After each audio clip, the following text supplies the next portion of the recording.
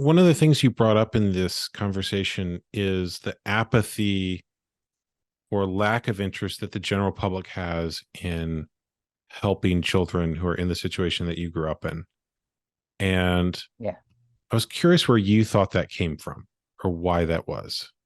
the apathy among general society. Yeah. Uh, I, I don't know. Maybe people are indifferent in general, and maybe here you have extra layers because these PR, the PR people who are working for the these different cults, they are in recent years they came out with a new strategy that they weaponized, and they call it anti-Semitism.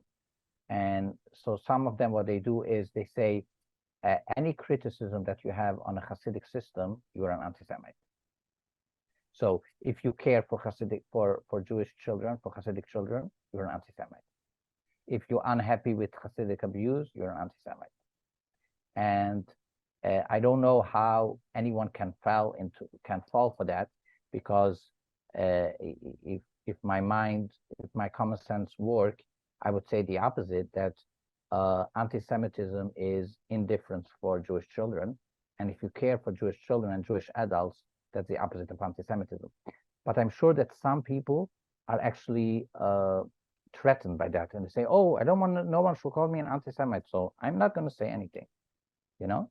Yeah. And I and so I so and I so that's why I think that um, people need to be aware where the address of the criticism should be.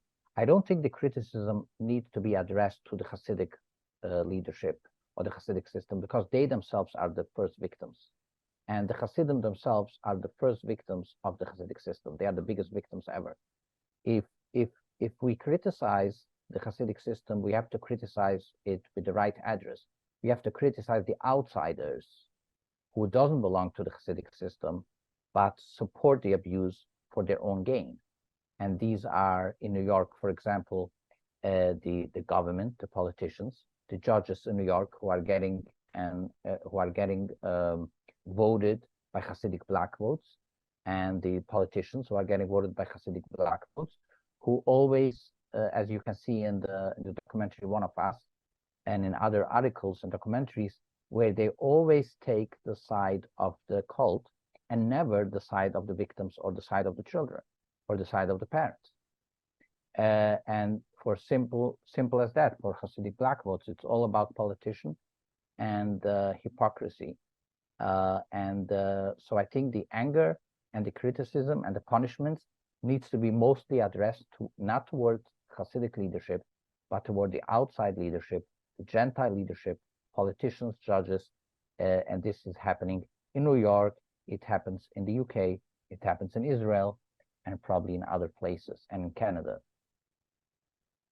In any system of abuse, there's the perpetrator, there's the victim, but it sounds like the group that you're describing is the bystanders or the people who are complicit. They may not be enacting the abuse themselves, but they're bystanding while it occurs. Bystanding, and sometimes, and some of these people are even supporting the abuse in different ways, financially, politically, socially, and sometimes you have these people, even secular people, who are or secular Jews, who are silencing the victims, silencing survivors, silencing activists.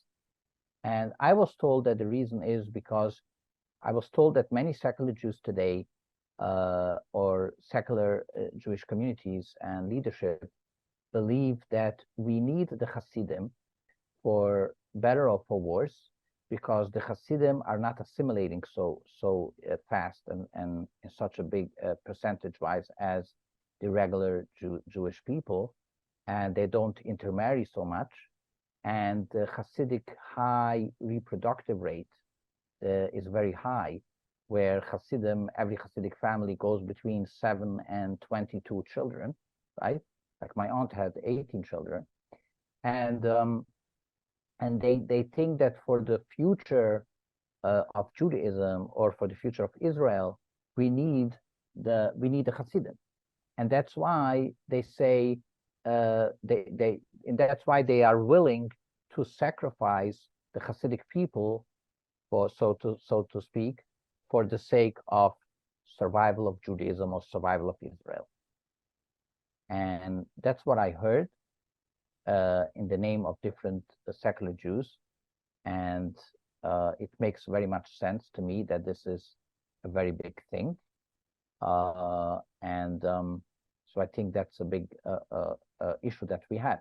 And if all this is true, then my anger and criticism will be much more directed towards secular Jews and secular Jewish leadership, much more than my anger and criticism towards Hasidic leadership or Hasidic people.